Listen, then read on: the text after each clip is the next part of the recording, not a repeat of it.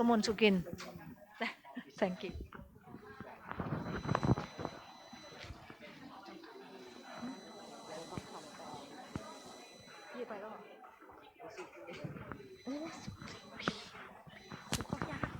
ครับสวัสดีครับยินดีต้อนรับทุกท่านต่อรายการสุดท้ายประจำวันนี้นะครับกมลยินดีต้อนรับทุกท่านที่นี่แล้วก็ที่ติดตามทาง Facebook Live นะครับทางช่องทางไทย PBS กับช่องทางของงานแมวนะครับเซสชันนี้จะเป็นเซสชันที่จริงๆ Good afternoon, everyone. This session was aimed to be about the fault lines,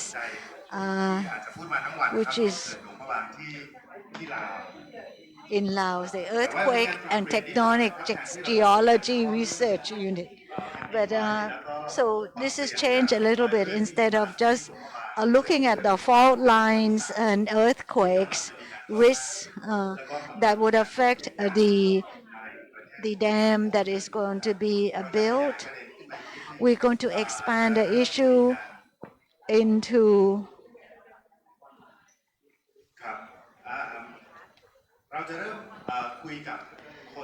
we will start with talking to the producer of the documentary on the dam at Luang Prabang. So we have three speakers today. The first person is a speaker of the documentary, the producer of the documentary on Luang Prabang Dam. And the second person is the UNESCO officials who's going to talk to us about the status of the World Heritage Site. And then the third person is the academic who works on this fault line of the tectonic plates. And we will end up with a viewing of the documentary.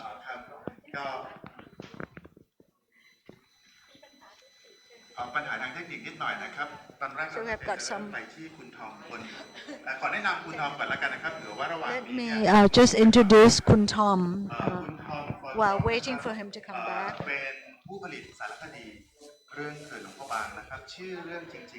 Kun Thom.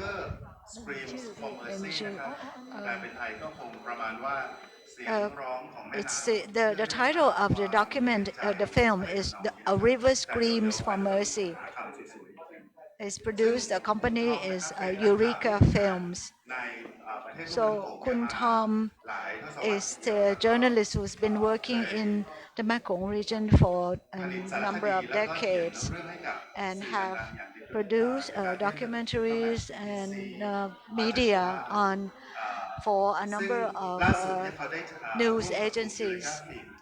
And the latest of his project was the production with the Eureka Films.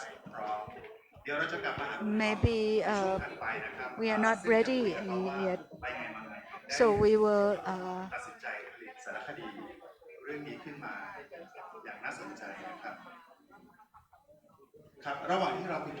while we're waiting, let me introduce the second speaker. He's Kun Montira Unakul from the cultural section of UNESCO.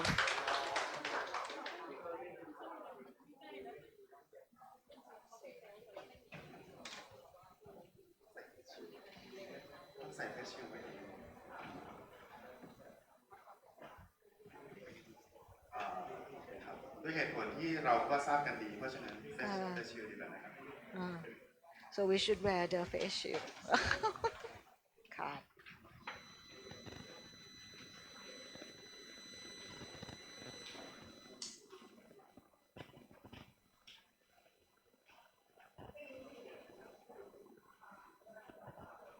ขอโทษครับผมขัดนิดหน่อยนะครับ Sorry. ครับคุณมนทิราช่วยแนะนำตัวเองหน่อยนะครับ Kun Montira, could you introduce yourself and about your work at UNESCO and how is it related to Luang Prabang Dam? So first, good afternoon, everyone. My name is Montira Unakul, and I work with UNESCO, particularly on the section on World Heritage Sites. As you know, that Luang Prabang is one of the World Heritage Sites that is quite well known, and it has been voted actually the most the most um, popular site for tourists. And actually, they have this status for 20 years already, and Luang Prabang does. Apart from the buildings that reflects the architecture of Lao culture, there's also urban planning and the context of Luang Prabang that is close next to the Mekong River. You you would think that only the urban, the town area, the old town area that is the World Heritage Site, but actually the heritage site covers the whole riverside as well as the hills on the opposite side of the river. So this heritage site is very much linked to the environment, and so it's not just about the buildings, right? It includes the heritage sites includes the people's livelihoods. Basically, is the natural surrounding of the town as well as the people's livelihoods and the way of living, and that is that's the attraction of Luang Prabang to a lot of visitors. And how how did UNESCO choose the site? I am sure there are a number of applications. So why was Luang Prabang chosen?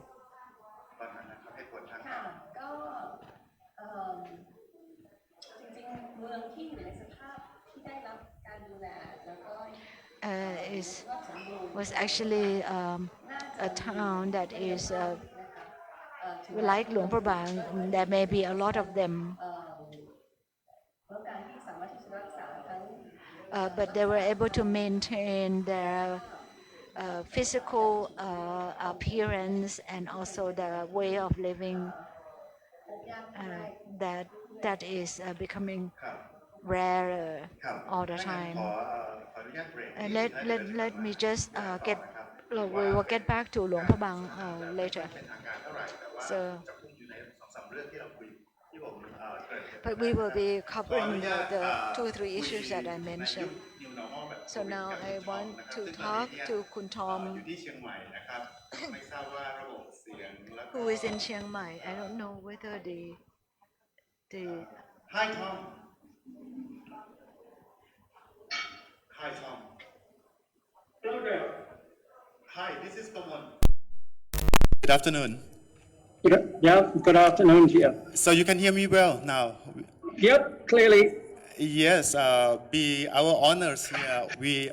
We are here in Bangkok, going to watch your documentary soon in an hour.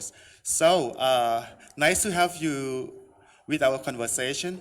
Can you give us some idea what inspired you to produce this documentary? It's a logical development, culmination from having monitored, reported, and filmed on the river since around about 2009, if not before. So the latest version of damming the Mekong, which has gone through several versions, ends up with, well, we don't know where the end is, but now we're at this stage where the lower Mekong is under threat, under extreme danger from a new dam project with Luang Prabang. And Luang Prabang should really be called the Sarburi 2 Dam. It's got almost the same cast of characters. So having my previous films have figured the Sarburi Dam as one of the major issues in previous documentaries. And so it's a natural progression to look at the same people that built the Sarburi Dam are now want to plan what I would describe as another disaster. Not a natural disaster, but hydropower as a man-made disaster, where all the people who directly live on the Mekong, the people who study the Mekong, the people that research the Mekong, all of these people are really in one camp. They do not want this dam to go ahead. The research, the science is clear. It's important to document, even if there is, sadly, an element of repetition.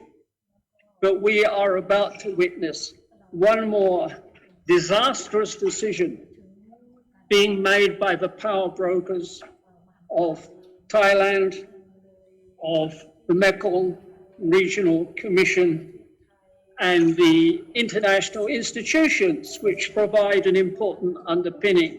I think this is a very appropriate point to say, with so many examples, since the World Commission on Dams in the year 2000 warned everybody that dams, large dams in particular, have generally had worse effects than benefits.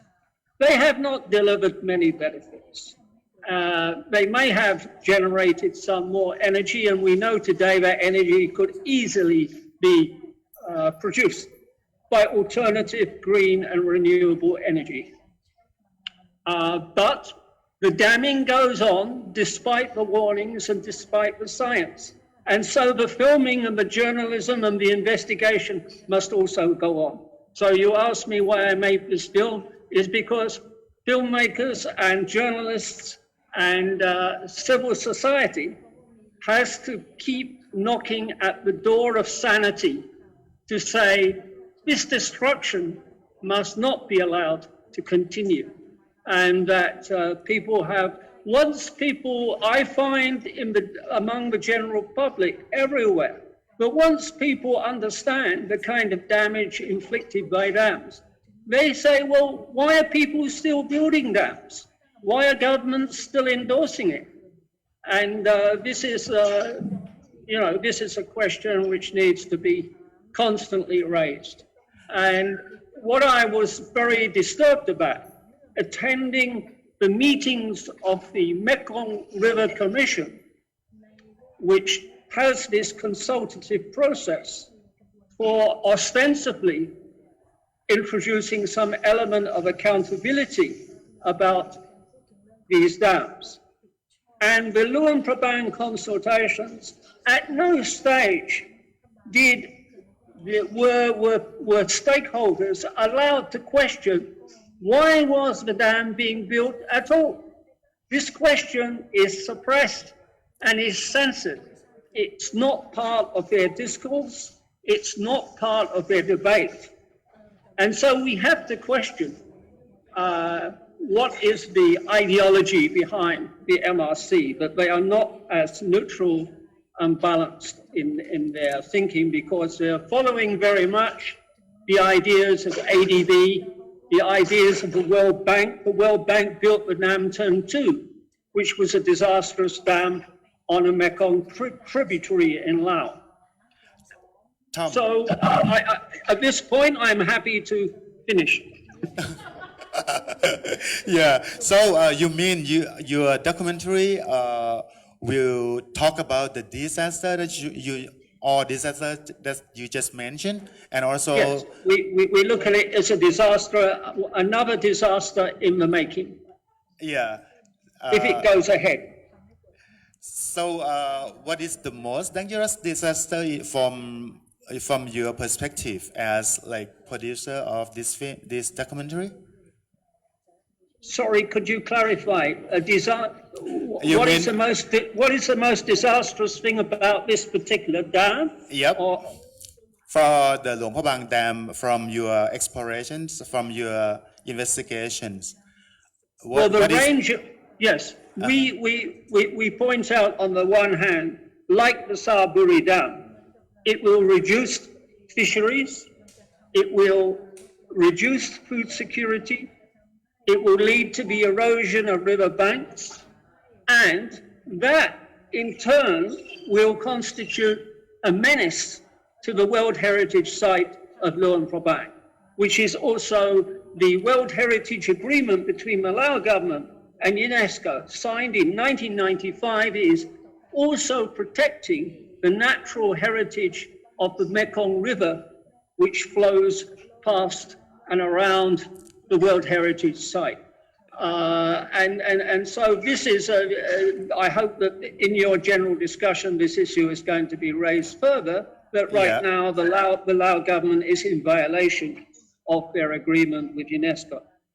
Yeah. So you are quite believe that it will affect to status of UNESCO World Heritage at a certain level. The dam. Well, I mean- we know that UNESCO is very unhappy because the agreement protects. It says any new installation in the river should be the subject of a comprehensive, what's called EIA, and also an HIA, a Heritage Impact Assessment. And this the Lao government has not done, and the developers have completely ignored this problem. Yeah. So we have Of course, another. and the developer is Thailand, is Chor Kan Chang. Chaw Kan Chang, you mean? Yes, Uh-huh. this is primarily a Thai Lao dam. Right. So I think one last questions for this conversation. We are going to discuss on the risk from the fault and earthquake issue for the Luang Prabang Dam soon after this. So do you have any idea on the risk from the earthquake factor for this project? Well, I believe you have someone on your panel who is the expert Right. on this subject. But how about your perspective as one journalist who Yes, investigates well, this? I have published twice on this subject. One was in the South China Morning Post, and more recently, another story. And what my perspective is that the issue of dam safety is something to be extremely worried about, as this region is well known. When I say this region, I'm referring to northern Laos. Northern Laos is notoriously active in terms of earthquakes. Only a couple of years ago, there was a 6.4 earthquake, which was actually closer to Charusiri Dam site than the Luang Prabang one. But the point is, there are also active faults very close to Luang Prabang, which you're going to find out about from someone far more expert than me. My perspective is the recommendations of the Mekong River Commission to the developer that they should have an independent assessment or a panel to look after dam safety with regard to the Charusiri Dam years ago has never been implemented. I find that absolutely shocking that no one, this lack of accountability, one of the foremost Mekong experts in this region, when we interview him in the film, and you'll hear this in the film, is the thing that really surprises him is the lack of accountability of everything to do with damming the Mekong. All right. Yeah, thanks a lot, Tom, for very interesting perspective in many issue, and also we expect to see your documentary soon, and I think we're gonna have some feedback to you through Facebook comment and other options of the other channels. Thanks a lot for joining us this afternoon, Tom. Talk soon. Thank you. Thank you ครับขอ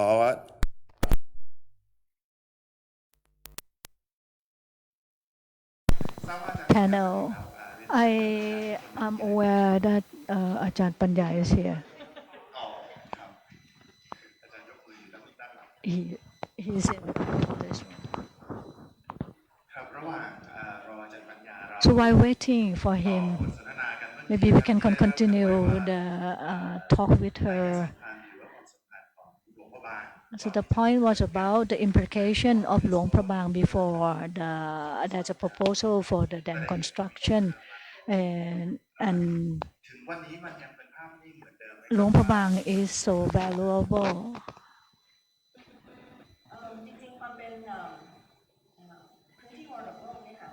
By being the World Heritage, Tom has mentioned about the legal aspect.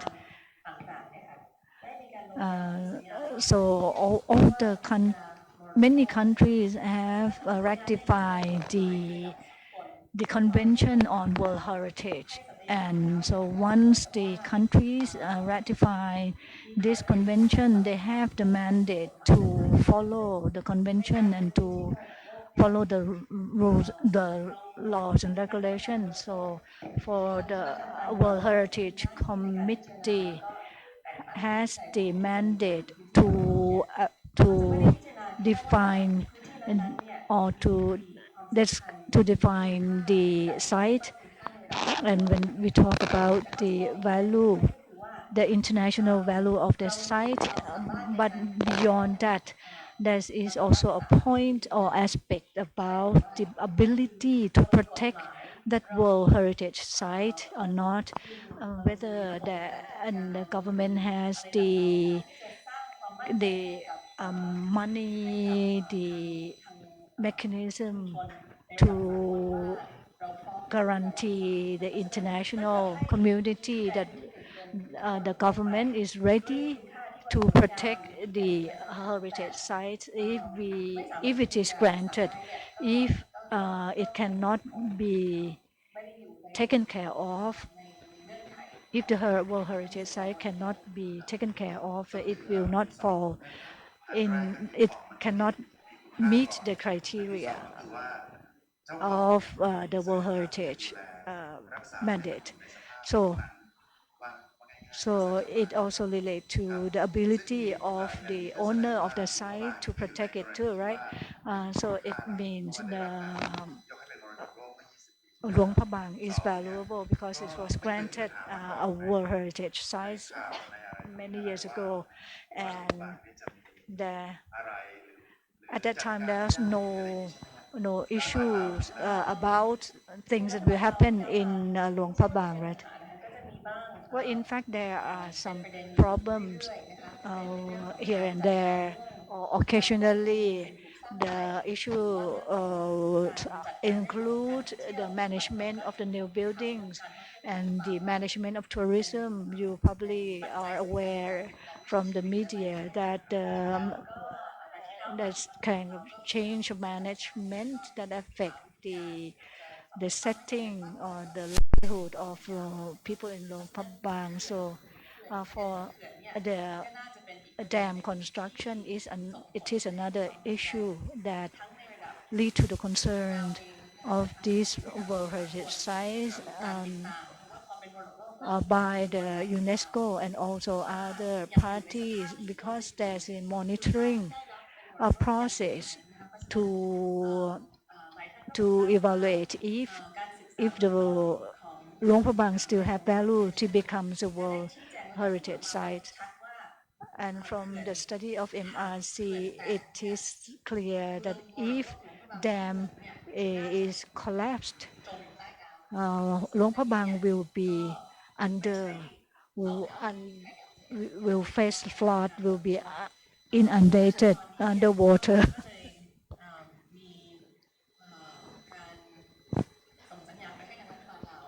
So there's signal that's sent to the Laos government, and we are monitoring it.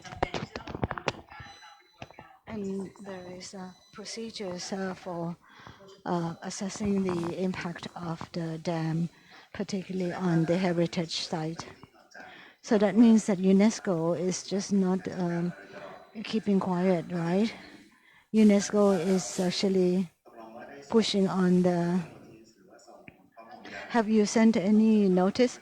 Yes, we sent letters to the government raising the issues. Is it a formal submission? Yes, about if you send a letter, it's official. And how long ago did the letter was sent? We've sent a number of letters. And what were the answers, the response? The government says it recognized the problems and it is trying to give the information.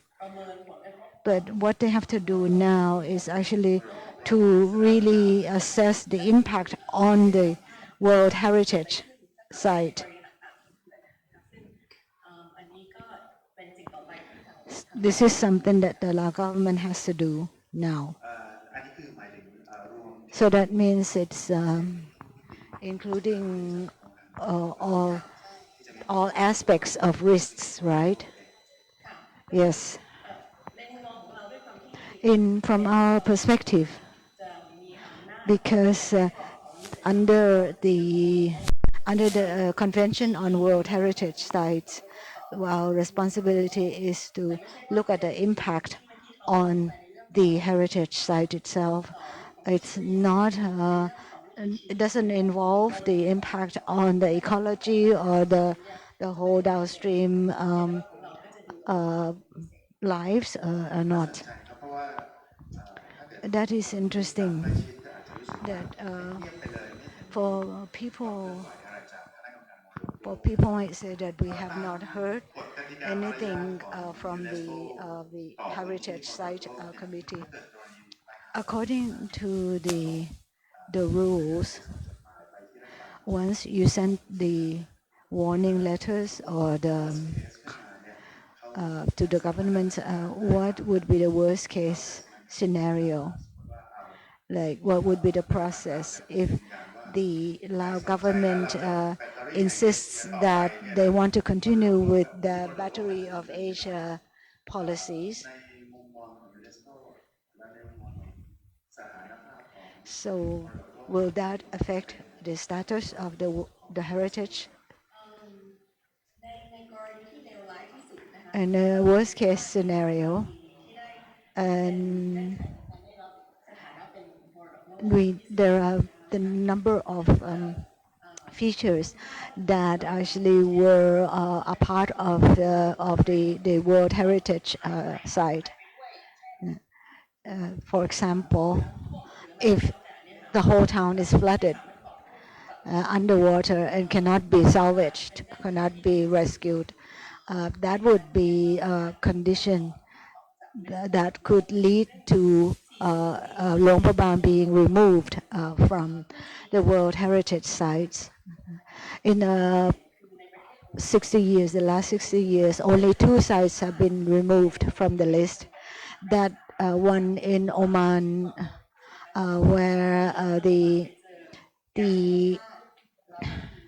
when natural gas was actually discovered in the area of the wildlife sanctuary, and so that would reduce the size of the wildlife sanctuary, and it would affect the population of this very unique deer variety. That would be clear. So that's how. That's why they were removed. Another another case was Dresden, which you might have seen a picture. It's situating on the Elbe River, and it's not just about the town, but it's a town being next to the river, and actually it has the landscape that has been recorded through time. So the Dresden people are affected by congested traffic. So they decided to build a new a new bridge across the river. But they have not yet done so. But they're just starting. But they still insisted, even though after a numerous rounds of warnings, they still continued with the project. So Dresden was removed from the site. So these two cases show it's a showcase to show that UNESCO's process is not just about the beauty of the town and buildings, but it's actually about the maintaining the whole ecosystem of the site, and also that UNESCO is trying, it's not just about whether the government is doing what UNESCO wants them to do, but it's about maintaining the aspects that are valuable. And that should be conserved by all sectors. So UNESCO also can send people, advisors to help to find other solutions to solve the problem, to mitigate the problems. But if all this have already been done, it will come to the point where removing the site from the list will happen. So it's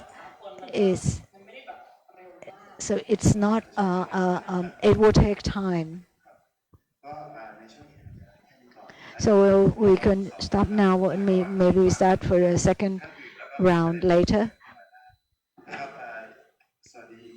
So good afternoon again, Ajahn Panya.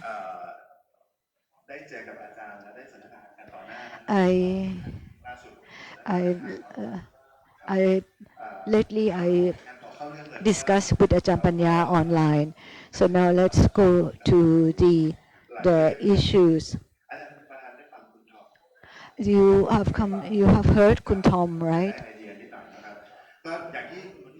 So as Kun Montira says that if it's a worst case scenario, that means the Luang Prabang will be inundated. If it comes to that, it should. Can you give any opinion on this? Maybe you can start with explaining your background. How do you get involved in this dam project? You used to teach at Chulalongkorn University, right? And you were a project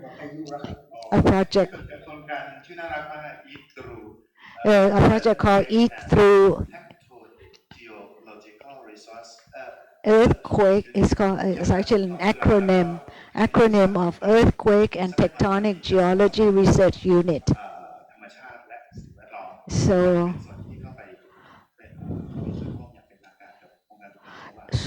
you have been involved in Luang Prabang?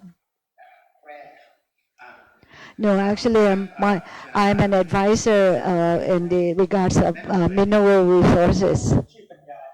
So my name is Panya Charusiri.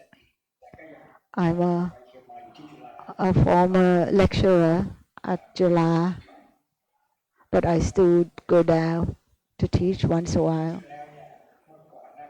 In fact, earlier I was head of a research team that actually involving earthquake and tectonic change.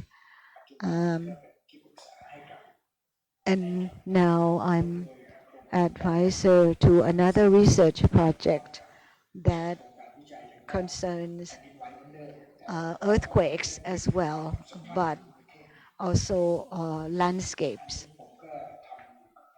So I've been working on it for 2 years. This EATGRU project has finished because at my retirement, actually I've been interested, very interested in earthquakes for a long time. In 2018, 1975, there were earthquakes in a number of places that actually affected Bangkok. And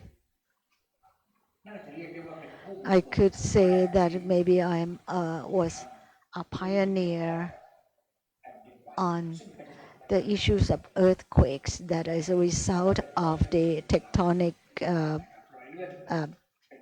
faults. So maybe we should look at the slides so you can understand what I mean by tectonic plates. อาจจะต้องบรีฟนิด And หน่อยเพราะว่าถ้ามันนานไปไม่ถึงประเด็นที่เราตั้งใจ maybe you can try to be brief. ให้อาจารย์ทำให้มันสั้นที่สุดนะครับ สั้นที่สุดผมก็เลยเสียนิดหน่อยมือใหญ่ผมใช้วิธีผ่านไปนิดหน่อยเพื่อจะได้รู้ว่า I want to see that เป็นนักวิทยาศาสตร์ I am a scientist. I am not a social scientist, but I'm concerned with what happens under the earth crust or under the earth. Let's go. I try to go fast. นะครับนี่ก็จะเป็นชื่อหน่วยวิจัยของผมแล้วก็ That's the name of the research team. พูดถึงอยู่3-4เรื่องด้วยกัน So I have about 3 or 4 topics, and I will focus on field information, remote sensing data, and okay. เพื่อจะให้แม่คงรู้ว่าพวกเขาพวกเราทุกคน So everybody knows about Mekong River. Hoi Sai is a very beautiful town, and this kind of landscape will probably not survive in the future if it's being impacted by dams. This is Sayaburi as well, very beautiful. You will never see it again in the future because of the dams. Further north in China, that is Lansang, the upper part of the Mekong. หลานสร้างอะไรเนี่ยนะครับไม่แน่ใจคนเราของไทยก็เรียกว่าแม่คงนะครับอันนี้ก็จะเป็นสภาพ This is also the Lansang, and how the river changes its course. In the future, the river will change its course if it's affected by the dam. This is about 200 kilometers from south of Dahlia. อันนี้น่าสนใจด้วยความยาวประมาณ This is interesting. The Mekong River with 4,500 kilometers long is the number 12 in the world and number 4 in Asia. So the Mekong, being its length, has created interesting ecosystems, and for sure these will change. น้ำก็ให้ความสำคัญ This- แล้วถัดไปครับนี่ครับก็คือ These are what we are focusing on. 20 dams, นะครับจะเรียกว่าป่าจะเรียกว่า whatever you call it, but they will happen. We cannot stop China. We cannot definitely try to delay the Chinese dam construction, and we cannot actually talk to Lao PDR either, and because there was an earthquake in the year 2005. At that time, I was teaching at Jula, and the mineral resource departments have a good relationship with the Lao counterpart. So we went to conduct a study, and I was the first one who started to talk about active faults, because at that time we had problems with the EGAT, because EGAT has built a number of dams on the active faults. I was wondering whether they were active faults, because active faults will affect a large structures, particularly if the dam is situated right on the fault line. It will definitely collapse in the future. So if the earthquake is at the above 5, that will definitely destroy the dam. So so ให้ชี้ให้เห็นนะครับปากเล this Pakle Dam, เขื่อนนะครับถัดไปกันนะครับแล้วเราก็ได้รับผมเอาตัวอย่างอันเนี้ย this is ภาพไม่หวยไม่ดีแบบนี้ภาพแยกแล้วให้รัฐบาลเราได้เห็นโดยเฉพาะ so I showed this photograph to the Laos authority. So every time there is a dam is built across the fault line, there is an opportunity, there is a chance that it will break, because this fault line is not very well known in this region, unlike in New Zealand. So in New Zealand, if you build this Avemo Dam, many people said that it was not an active fault, but finally it actually was. So after more studies revealed that it is an active fault, so we learn a new information. So if you build a dam and then afterwards you may have to spend time and money fixing the dam because it could crack. For the Three Gorges Dam in China, there is a possibility that there are some geologists in China has already mentioned this. The California dams have already been broken. So these are dams that were built on the fault lines. In Taiwan, in the same way. In Argentina, the same thing. Why do we build it on the fault line? It's a question that can be answered easily, because it's the least, it costs least to build on the fault line. So if you have the valley that is straight, that you have to examine if it's a fault line. If you assess and then it is not an active fault, which in my opinion it's a very low percentage. So what you have to actually to do is to really to find out when was the last time the fault actually moved. It had to be more than 10,000 years ago. In the US, they use this criteria of 10,000 years ago. The last movement had to be over 10,000 years ago. So if there was a major earthquake 10,000 years ago, more than 10,000 years ago, that means the fault is still active. That means that you cannot build a dam across it. The International Commission on Large Dams have stated this clearly, that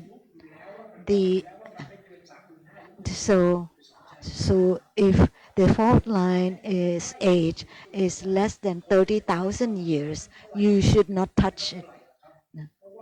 But people still argue, because actually the best place to build the dam is along the on the fault line. But you have to first assess whether it's an active fault. มันต้องไล่ยาวมาตั้งแต่สมัยอินเดีย We have เขียนแล้วมันทำให้เกิดรอย to start at in the old geological time when the movements of the continents. So Lao invited us to try to identify active faults, and we concentrated our research on the north of Laos, like this landscape. And we use the satellite images to do the assessment. This person in the middle of the picture, he is now the Director General of the Department of Mineral Resources or Geological Resources. He places a lot of importance to the fault lines. Yeah. And he actually was my student. But at that time, we conducted the study together, so he learned about how we can do the mapping. So we came up with a lot of maps, and we know that this fault from Dien Bien Phu, it actually very long. It goes all the way to Nan and Uttaradit, and earthquakes had happened there before, and there is a relationship between Luang Prabang, the old city, the old capital, and this fault line, which goes through the north of Thailand. All these lines are fault lines. But how do we eliminate some of them and leave only active faults like this? It's not easy. For example, this is in New Zealand. Here is Utah, the US. So if it's like this, it will be connected to the fault lines. And Gobi Desert in Mongolia, you can see the fault. So, but it's difficult for us to identify fault lines because the climate, the weather has actually kind of obliterate the evidence of the faults. So we try to. This is Sayaburi Dam, and after we conducted the studies in 2014, we said that there is a chance that a major earthquake will take place, and we were arguing with the construction firm. We tried to convince them that there are plenty of data that Luang Prabang and Sayaburi have the signs that there are on fault lines. We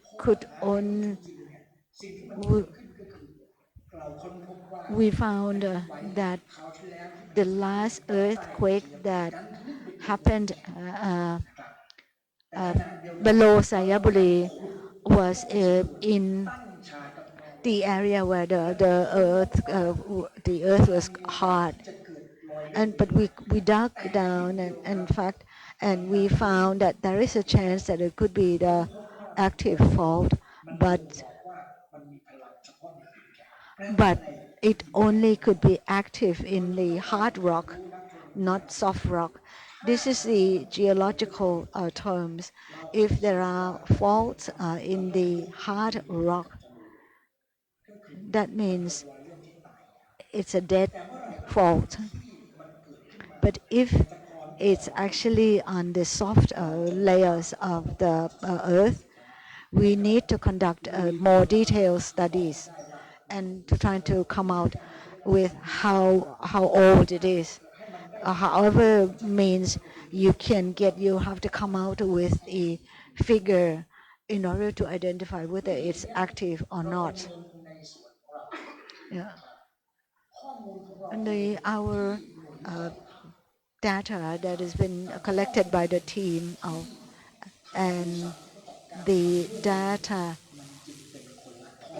that the company has are different sets of data. So they but I could not convince them because the morphology of this type of landscape, it shows that if a geologist looks at this, you can see the base of the fault clearly. So we are very troubled because the landscape shows clear fault lines, but we could not get evidence. And so we need to actually conduct further studies. I'm sure that we will be able to dig up the evidence. What if you ask whether the government knows about this? They invited me to map the place, and the map shows that both a lot of the places where the dams are going to be built are on the fault lines. For Sayaburi area, that is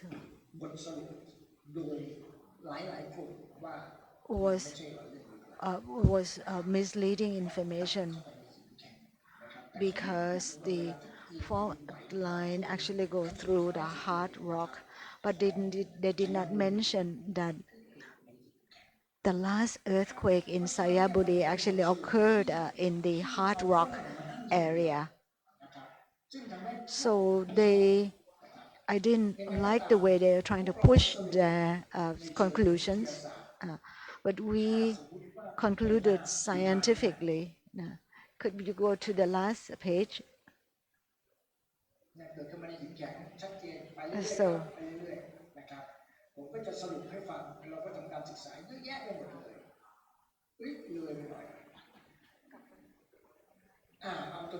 so we now come to the conclusion. What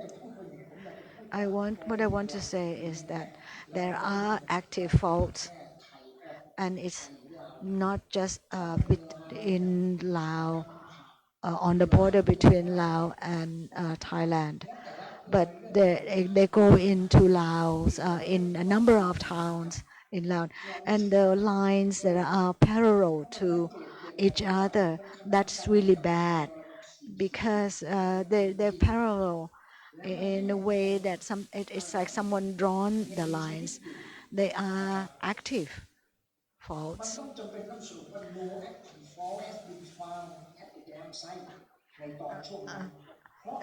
At that time, we concluded that no active fault have been found at the dam site because we used the criteria of 10,000 years after the last earthquake. So now we feel that actually the criteria has to be raised to 50,000 years. This is a Sayaburi case, not Luang Prabang.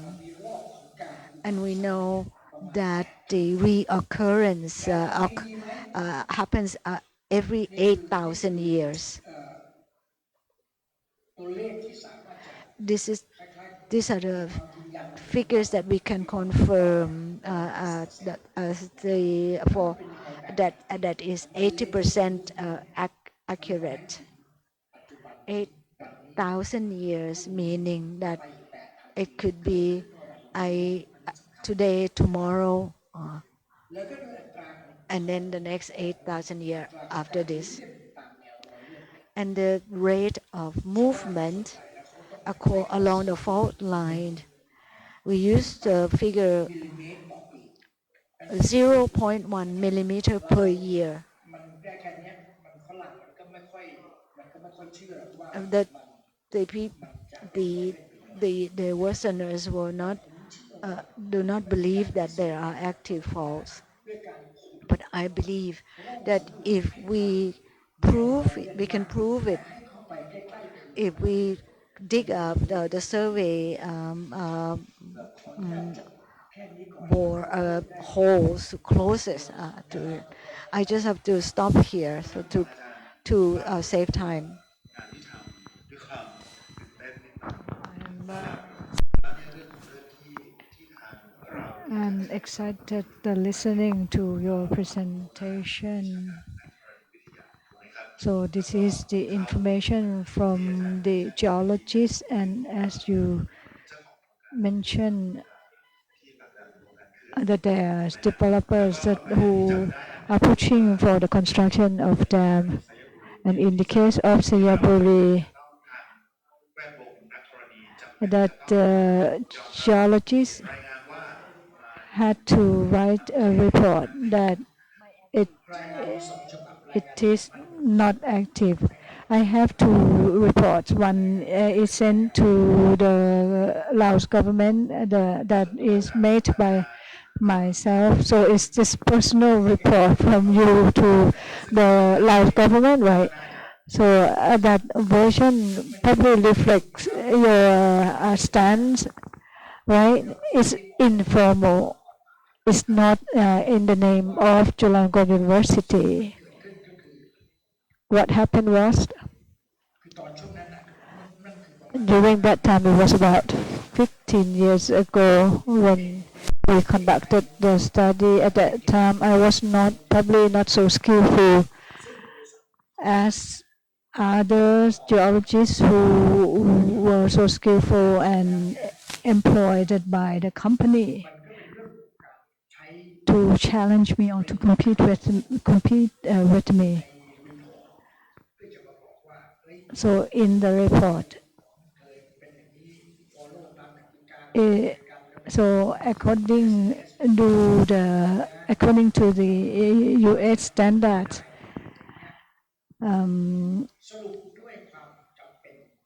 so because of necessity, we made conclusion. Laos government did not give any money to the support of that report. From Chokan Chang company invited me to become as their advisor after the earthquake happened. But I couldn't make it. I was about to be retired and I wanted to work for the Department of Geology here in Thailand more. And why did you submit your personal report to the Laotian government? One thing is that in scientific aspect, I cannot change it. I had to give the fact, and I made an assessment according to my personal viewpoint. So I submitted that version. Personally, I used the information or the data from what I saw and from the information that I had. So it's just by your instinct, right? Yes. So I had to give this information to Lao authorities. I said that there's a need to have detailed study, and at that time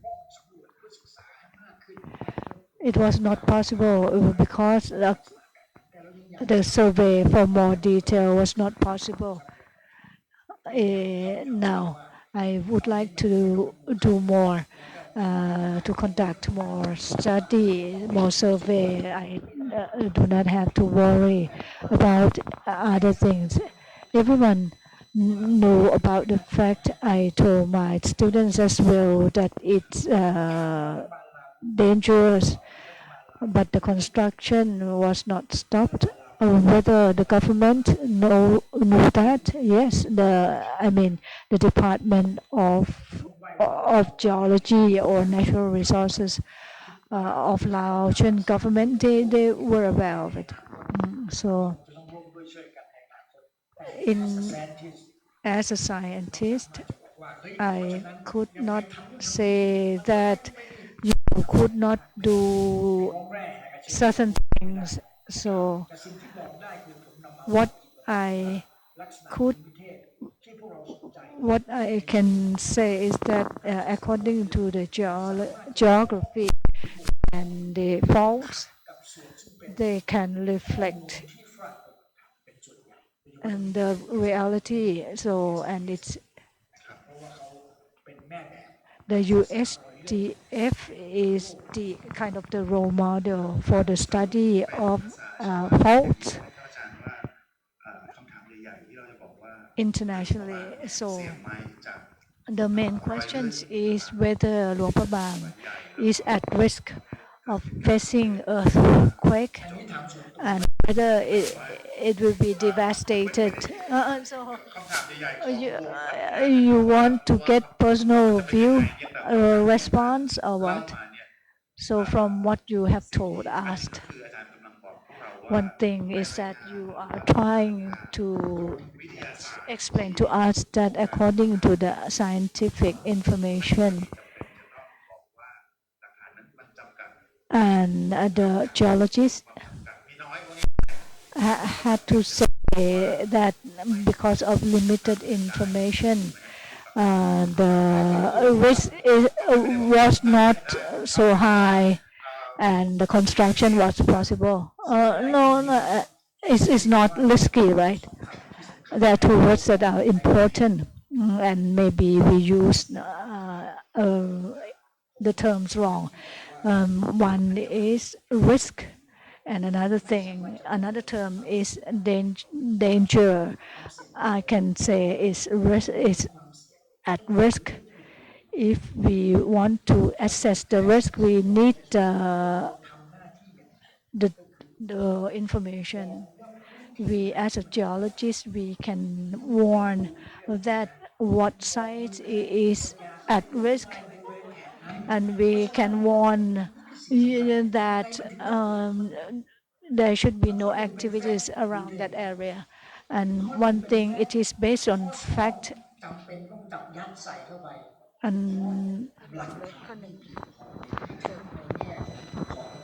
So the fact, the number one conclusion, number one is a fact that the falls actually exist in the areas of Sayaburi, Luang Prabang, and Udom Sai.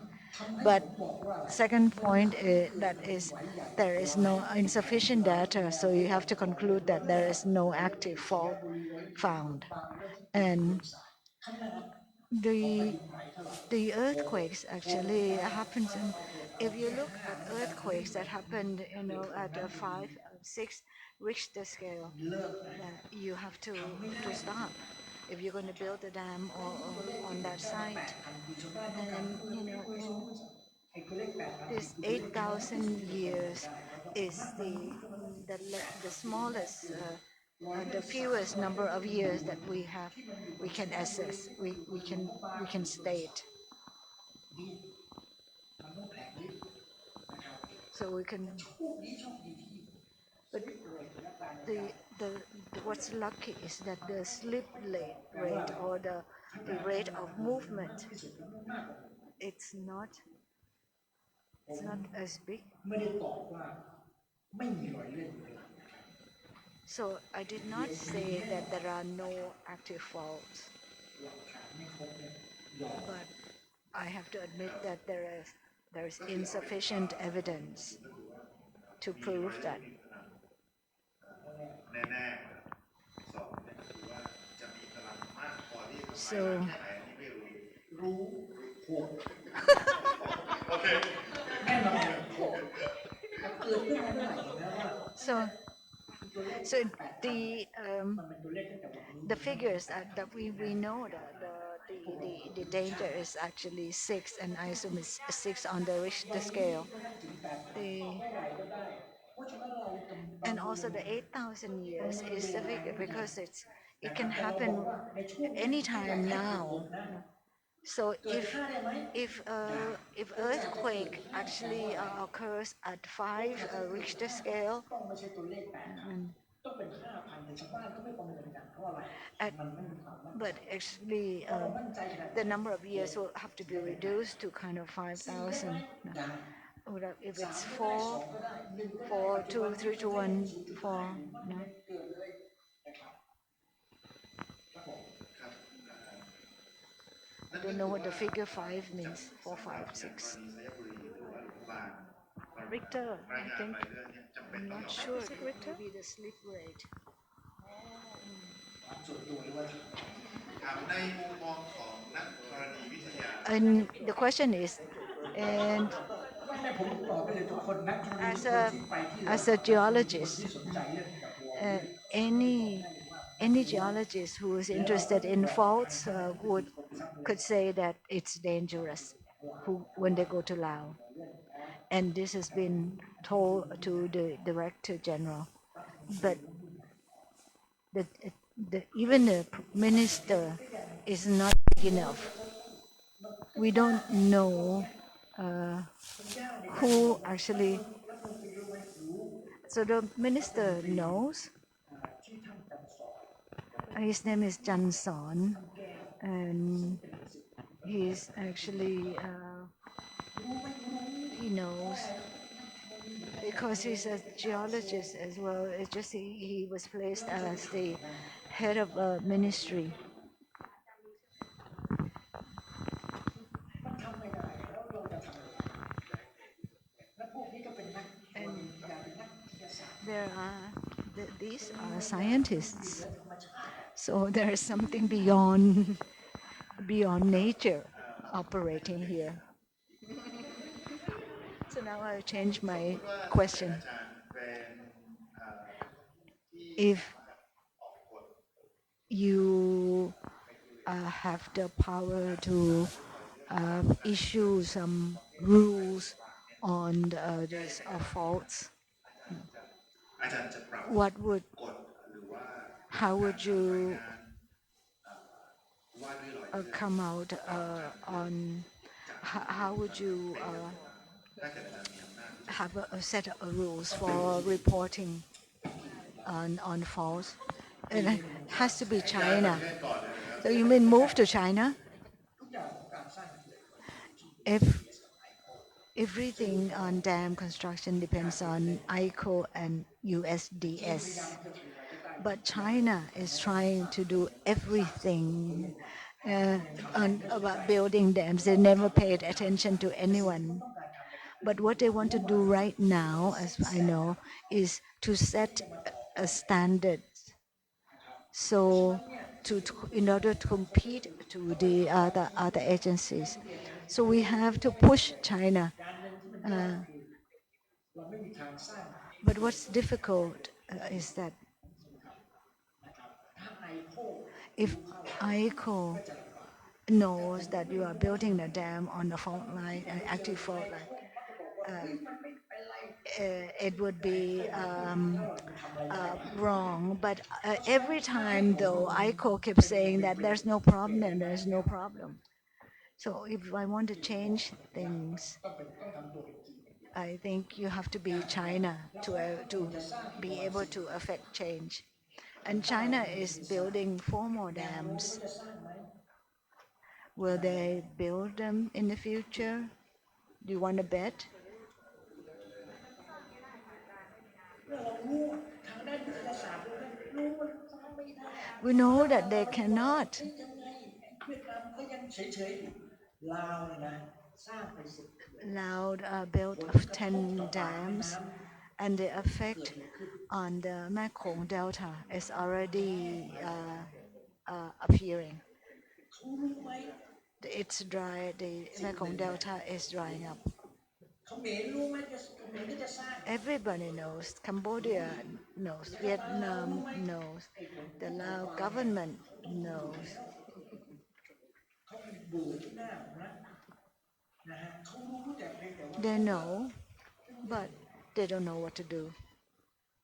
จะทำยังไงถึงจะไปคอนวินส์รัฐบาลลาว How can we convince the Lao government?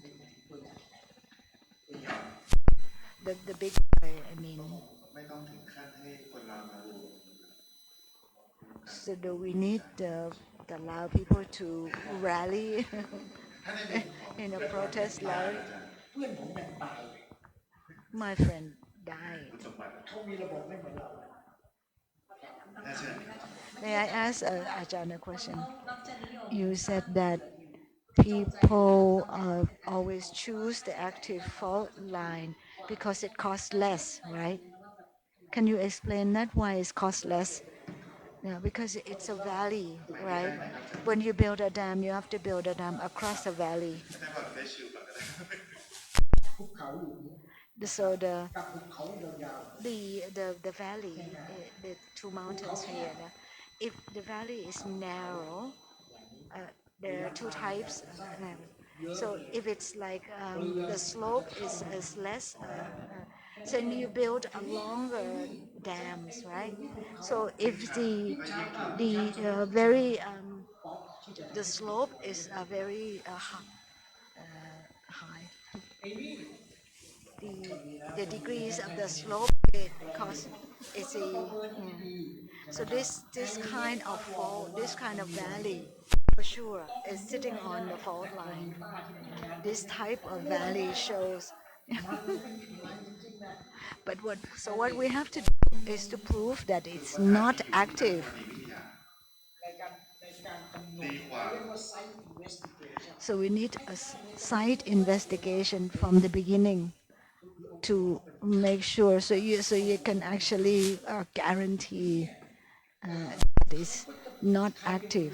site investigation But who does site selection? Maybe they select 6-7 sites. Now it's a time to assess these sites. How much it's gonna cost for each part. I don't know how to do this, so I have to allow them to do it. So, เอาจะเตรียมตัวถูกฟังหรือเปล่า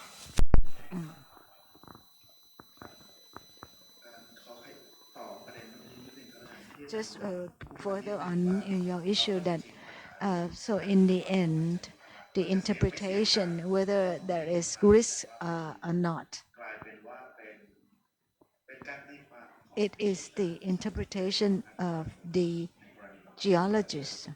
ครับและตอนนี้ก็มีอยู่สองค่ายใหญ่ And there are two camps. You said there are U.S. camps and the Chinese camps who do not want to interpret on the facts because so the limitation is that there are less evidence from the area because you can dig you're not able to dig too many sites, and also you have to collect the data about the geological movement in the areas and back in the past too. รวมเข้ามาด้วยคือปัจจัยเหล่านี้ที่ So all these factors ของธรณีวิทยาเนี่ยถือว่าเป็นเรื่องสำคัญว่าต้องรู้ด้วย for geologists, these are important information, ของโครงการ but เขื่อนน้ำ they are not included in the interpretation by the dam builders these days, right? อยู่ในบนการเมืองของการส So ร้างมาตรฐานใหม่ของการ so now we are there's some politics about setting up new standards on identifying active faults. Is there a tendency, a trend? Because this is an important issue, but ที่จะหยิบประเด็นเหล่านี้ออกมาขยาย is there a way to actually raise this issue in the public? But we cannot at the moment because we have too little information That is why we have to collect more information. When I went to Laos, they did not allow us to actually do things around the country. Yeah. I'm trying to say that if we also want to conduct in the country, ขอเป็น but ทำให้เลยเดี๋ยวผมจะขออนุญาตเป็น may I รอบสุดท้ายจาก speaker let us hear from the last round from both of you. มีอะไรที่อยาก Anything else you want to say? Please read my conclusions. They are clear. Then, number ได้อ่านนะครับ number two, you have to continue to say that it's no active faults have been found. Why? Because of what? And but in my mind, I believe from all the information that I have, that is that ใครสนใจ enough? สนทนาต่อ Yes. อ่า Can I ask one more question? ถ้าในกรณีถ้าเกิดขึ้นจริงๆนะคะ If it is the earthquake actually happens, 25 กิโลเมตรจากตัวเมืองเนี่ย which is about 25 kilometers from the town, จะเกิดขึ้นกับเมืองเนี่ย what would be the impact on the town itself? ไม่ใช่กับไม่คือจริงๆแล้วเขาจะสร้างด้วยบริเวณแถบนั้นด้วยแต่เผอิญมันก็ไม่มากถ้า25มันต้องบอกว่าขนาด So กลัวมากไง what we are afraid of and what we cannot tell is that กลัวอย่างเดียวthe size of the earthquake, like if it's more than 5 Richter, we're not afraid of that, but it's the length of time, because like in Japan there are the tremor is going on for a long time. So if they keep shaking, and then there is no way we can predict the aftershocks. So that's what I'm afraid of. It's not the size of the earthquake itself, but the length of time. Why can't you declare it a World Heritage Endangered Site immediately? ทำไมเราไม่มี There was more. World Heritage Endangered. Why can't it be declared immediately as a World Heritage World Heritage Endangered? Well, you know how many World Heritage do we have in Thailand in the near future? We are going to have another two. Yeah, but I'm saying, why cannot this be If we say done? something about Laos, if we say something about Laos, then maybe they're not going to select ours. Well, one more question. If Thailand does not buy the electricity, then Laos will not build the dams, correct? Impossible. I don't think Thai would. So why don't you don't need the electricity and you don't need it from the dams? So why they? We cannot have dam in Thailand. No. But the thing is, you don't need the electricity right now. Well, in the future, who knows? The future. Well, there is a kind of So you're talking about the Laos protesting. There's You're some talking kind about of Laos forecast. protesting. There's some kind of forecast that within 20 years we still have to use electricity from Laos. You see, that is the But you were talking belief. about the Laos protesting. Why don't you have the Thais protesting against buying the electricity? Well, we have to. Yeah, this is you guys here. So in that case, you probably do that. Because if they don't buy it, then Laos will not build it. I think this is the issue of this afternoon's I think so, discussion before our session. Just maybe just to respond to your question about danger listing. In fact, that is correct. That is the next step, right? So now that this concern has been raised, that there's a potential danger to Luang Prabang as a World Heritage Site, if the results of the Heritage Impact Assessment or other studies show that there is an ascertained danger or a very highly potential danger to the site, then it could be grounds for Laos to be put on the danger list, right? We already know it. So So we know it now, so why don't they put it on the danger list now? the Why wor- wait till it's finished and the place is flooded? it's not going to be built tomorrow, right? So there's a process that has to be followed, and so the World Heritage Center has now raised its issue, and so that's the next step. Yeah, yeah. Well, I think the more, I think the more public awareness is raised about this issue. I think Tom has been fighting a valiant battle, but I think there needs to be maybe more public awareness about this, right? In the local media here in Thailand. If the question is that if to answer your question, if the no, it doesn't. It goes through the World Heritage.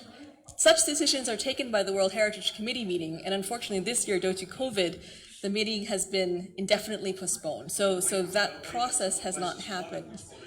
I don't think so, but I think the media has an important role to play in raising awareness, especially to answer your question, if the Thais don't buy it and there's enough public attention and public pressure in Thailand to precisely raise this point, then I think, that will be an important turning point in this whole, scenario. And so I think, and then the other responsibility I think is maybe in the scientific community, because as Ajahn was saying that, Lao by itself doesn't have the technical capacity to do all these studies, but if Thai academics and the Thai scientific community and the Thai, other agencies are able to assist with this kind of scientific know-how, then I think that would be also important in order to provide the scientific grounds on which to, change the outcome of this possibly really problematic story. Yeah. Thanks. Happy? No, not yet. ครับคิดว่าก็เป็นคำถามที่น่าสนใจมากว่าตอนนี้เนี่ยใคร What now?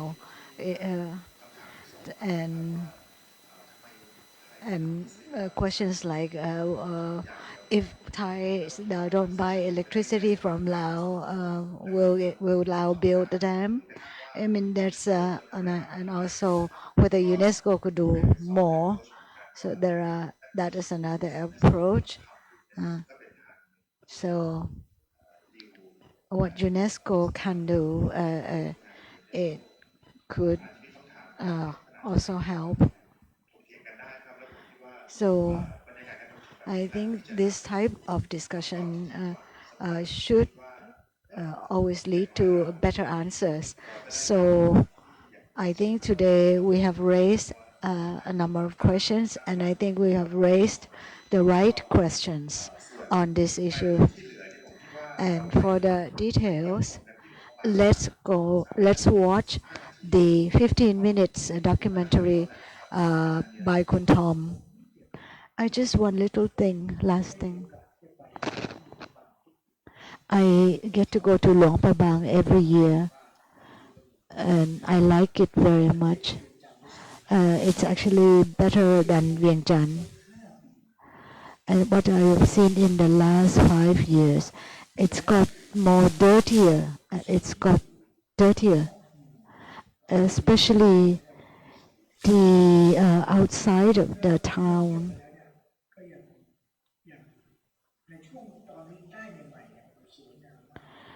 When they actually was put on the World Heritage Site list, that was the best time, but it is declining. It's maybe because there are too many people visited the town, and there's been no regulation in terms of tourists, and so if we can actually raise these issues about how to preserve the heritage better, that would be another issue.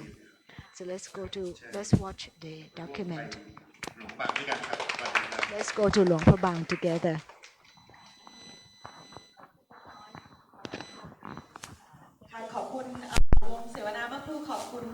Thank you, the two speakers and the moderator. The last session for today 2563นะคะก็เมามันมากเลยค่ะรู้สึกว่า is it's been a very interesting discussion that we had. So now we're going to watch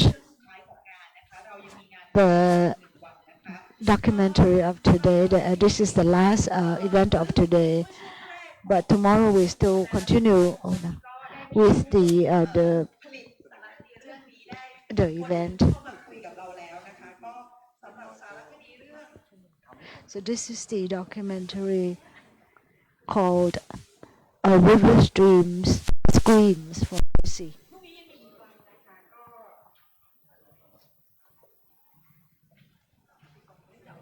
งาน3 วันจะแน่นมากเลยค่ะก็จะวิทยากรแต่ละช่วงก็ 4-5 คนก็อัดแน่นมากเลยค่ะใครที่So because we have one last day tomorrow. พรุ่งนี้ยังมีอีกนะคะใครที่ยังไม่ได้มาก็ขอเชิญนะคะโอเคค่ะสารคดีเรื่องนี้ประมาณ15 นาที So we have a 15-minute documentary. ท่านที่รอชมแล้วก็หลังจากที่สารคดีจบ For อย่าลืมทำแบบประเมินให้เรานะคะ please, when you finish watching, please fill out the evaluation forms for us. River Scream for Mercy นะคะโดยคุณท็อป Fawthrop จากกลุ่ม Eureka ฟิล์มค่ะขอเชิญรับชมค่ะ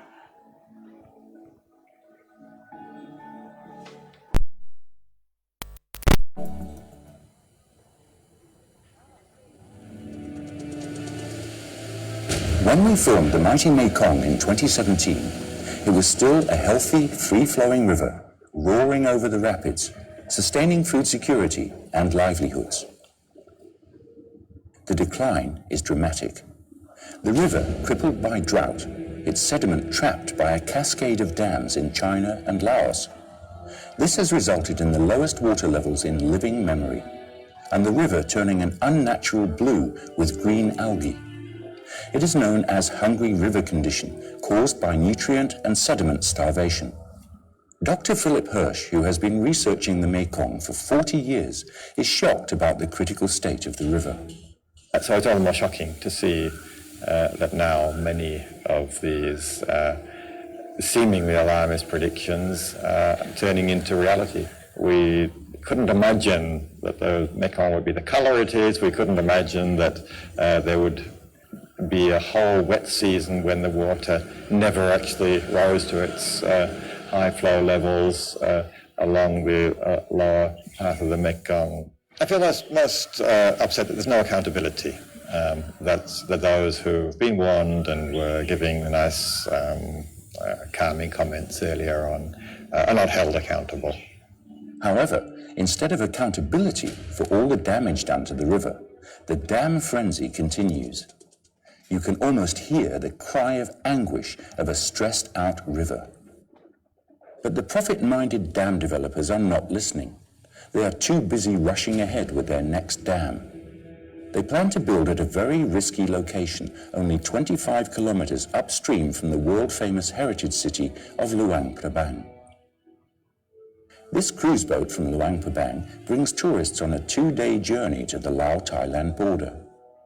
Expanding ecotourism is a vital factor, both supporting world heritage and the local economy. The first stop is at the popular tourist attraction of the Pak U Caves. They are also important as a Buddhist shrine. Lao people are alarmed that a dam could be built only 4 kilometers away. The Lao government's rush to dam may well be in violation of the 1995 UNESCO World Heritage Agreement. Mekong conservation groups in northern Thailand are calling for urgent action to set up an independent heritage impact study on the Luang Prabang Dam.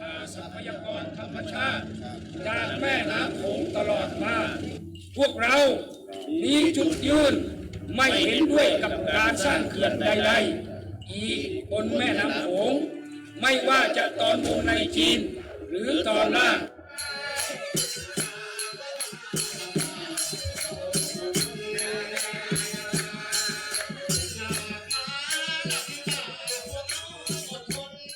At the 2017 festival in Chiang Khong, People enjoyed music and art dedicated to the conservation of the Mekong in defiance of the Chinese navigation plan. But do these rocks and islets have so much importance? This area have about 11 sub-ecology, and the sub-ecology is really important for the river. Many people from Bangkok, including former Senator Krisak Chunavan, joined the rally in Chiang Khong. Well, you know, the Mekong provides a huge wild catch for as far as protein intake is concerned. You get rid of, destroy this natural habitat, for instance, these islets, species will disappear. Endangered already because of the unnatural flow of the river. A Chinese ship conducts a survey mission in the Mekong. The ship is soon surrounded by protest boats from Thailand. แต่เราเอาชนะได้เพราะสมัยนั้นรัฐบาลต้องฟังเสียงประชาชนสิทธิเสรีภาพเรามีสูงสุด In 2020, it was officially announced China had dropped its plan to blast the islets and rapids, a rare victory for the Mekong. Here we see Niwat Roy Kao, a founder of the Chiang Khong conservation movement, making offerings to the spirits that protect the river. This ceremony marked their 20th anniversary. It was also the community leader's 60th birthday. In her speech, she praised their efforts, saying, "Let me congratulate you for your peaceful protest and people's power." China has completed 5 dams on the Upper Mekong. The Xayaburi Dam is the first dam launched on the Lower Mekong in 2012. Lao government's Deputy Minister of Energy is the key player in their plan to harness every tributary and river for hydropower. We are very confident that the impacts, if any, will not be significant. We are very confident of that. Chaw Kan Chang, the dam builder, is Thai. The $3.8 billion project is mostly funded by the Big Four Thai banks. Thailand's state-owned electricity agency, EGAT, has signed the agreement to buy 95% of the power generated, even before the required environmental impact studies had been carried out. Even though there would be impacts or there would be changes to that, it would not be significant, not at any scale. But many Thai farmers living in the 8 provinces bordering the Mekong do not believe assurances from the Lao side of the river.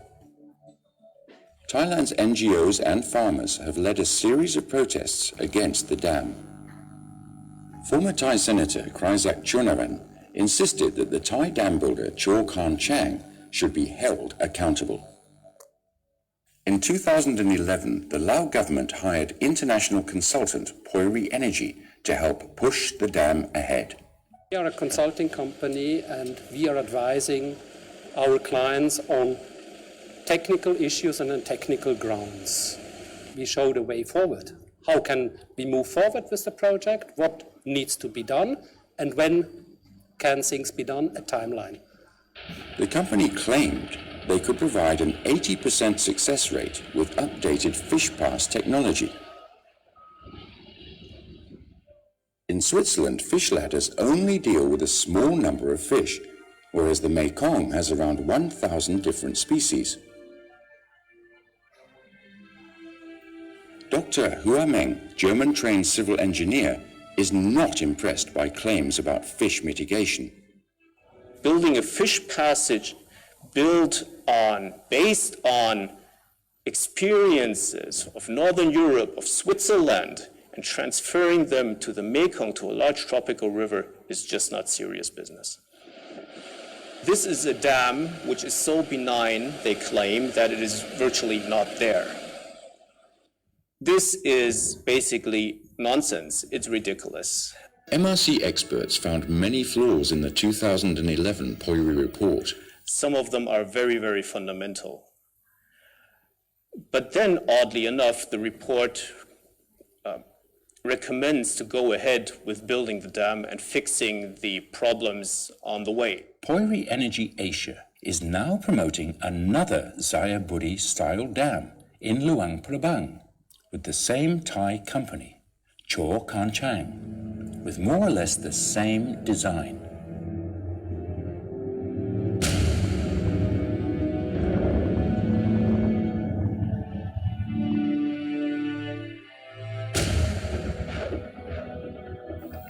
In a world of increasing natural disasters, building dams on sites prone to earthquakes is a major concern. The March 24, 2011 earthquake in Myanmar also inflicted damage on northern Thailand and Laos, as Dr. Sapan, a Thai expert on earthquakes, explains. Yeah, that earthquake was quite a big one for Thailand and people in that region. It's recorded as 6.8 on the Richter scale, which is pretty big.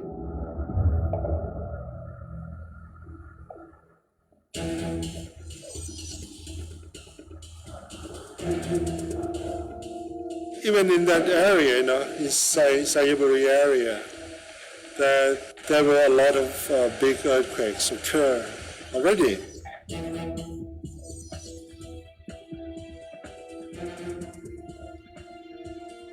So that indicated that the area was also earthquake prone. So there was a bit of a worry. If the dam was hit by the earthquake bigger than what they have thought, then if the dam collapses, there's going to be a kind of inland tsunami. This World Heritage City, dating back to before the 16th century, exudes the well-preserved charm of a bygone era. Old Lao architecture and French colonial villas blend in harmony with nature's greenery, all of it flanked by the confluence of two rivers, where the Nam Kan River flows into the Mekong.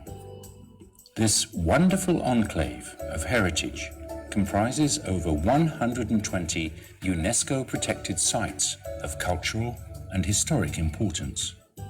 These temples exhibit uniquely Lao designs and folklore. In its heyday, when Luang Prabang was the capital of the Lana Zhang Empire, it became a regional center of Buddhism. These charming little Lao restaurants have no Coca-Cola signs, thanks to UNESCO's ban on all advertising posters. Another UNESCO conservation regulation blocks high-rise buildings and new housing in order to maintain the authentic character of one of Asia's best preserved cities. This World Heritage Site embraces not just architecture, but also covers the protection of riverside and natural heritage. For visitors, this is all a welcome step back in time and a rare escape from the modern world. So who needs another dam planted in the worst possible place along an already suffering river? As we've already seen in Thailand, they have way too much energy, they have way too much excess power. As long as Thailand doesn't buy that power, we could expect that this project may not move ahead. Many critics wonder if it still makes economic sense to still be building big dams when there are so many sources of alternative energy. Well, biggest change, I think, is the relative cost of alternative renewable energies, solar power, wind power, compared with hydropower. Dams are obsolete. Big dams are obsolete. There's no reason to build a large dam on the Mekong River, or probably on most rivers these days. The whole circumstances related to energy in the region has changed, largely because solar power has become so much more economical than what it was just a few years ago. I mean, the prices have dropped tremendously, and now we see solar power being much more competitive than it was, and really it's the number one choice now for a lot of energy production, and that should be considered by all the countries very, very seriously. solar has a potential to be much more economical, even for large-scale production. And it doesn't mean that solar can solve every problem, but it can solve a lot of problems, and it could reduce the need for a lot of hydropower dams. The developer wants all the stakeholders, the people and the governments downstream, to follow him blindly while taking a leap of faith into an uncertain future. And to watch them take a very risky game of roulette based on biased advice. Now, the stakes for 60 million people are just too high for such a gamble. Will rapid advances in solar and wind technology make the Luang Prabang Dam obsolete long before it is ever completed?